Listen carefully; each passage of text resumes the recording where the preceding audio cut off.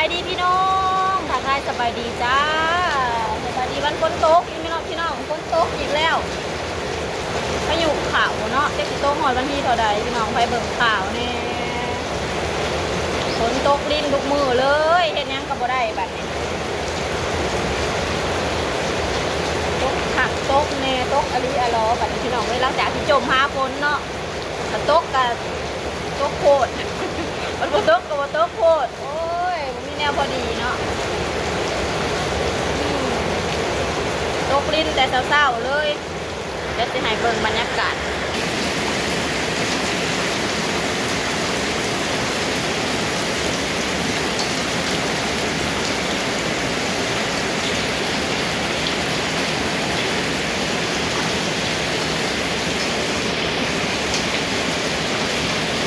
ตกเอาแท้ตกเอาว่ะให้ก็แก้ให้แม่ถ่ายคลิปที่เห็นที่เขาคลิปแม่ไปเขาห้ามเด้อพี่ถ่ายไม่ได้เฮ้ยแล้วก็ถูก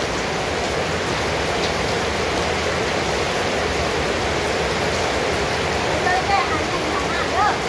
ขอบอกแม่เด้อบอกไปเลยวันนี้สิมาเห็นน้ำกินเศร้าพี่น้องนี่เลยซื้อเนื้อหมูมาจากตลาด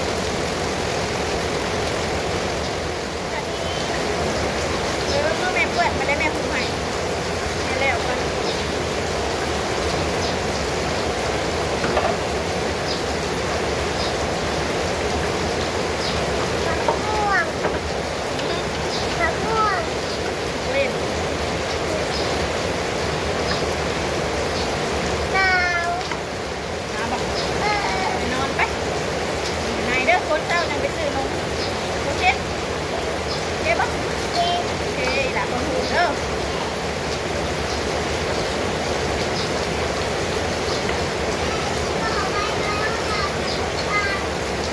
ไปแล้ว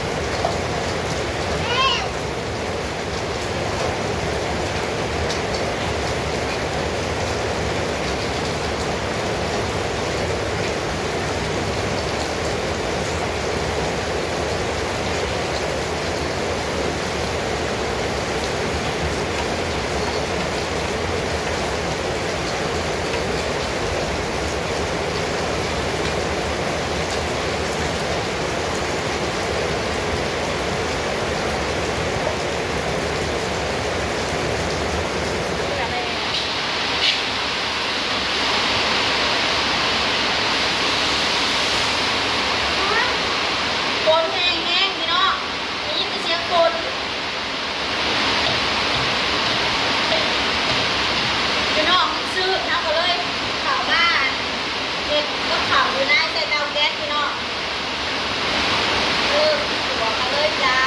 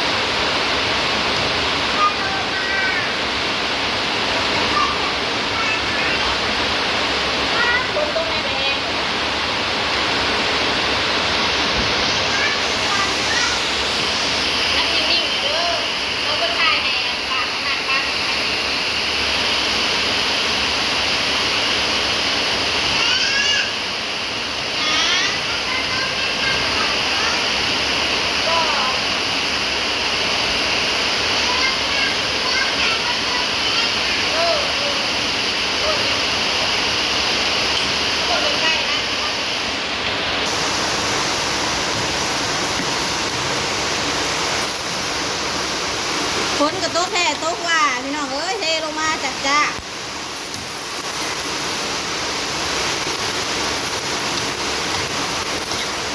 น้ำก็สิเต็มให้เต็มหน้าแต่ละบัดฝนตกขักป้านหยังขาพักทุกก่อนจ้าแป๊บนึงพักซุกแล้วพี่น้องใส่ต้นหอมลงไปพร้อมเสิร์ฟบัดนี้อาหารเช้าวันฝนตกพี่น้อง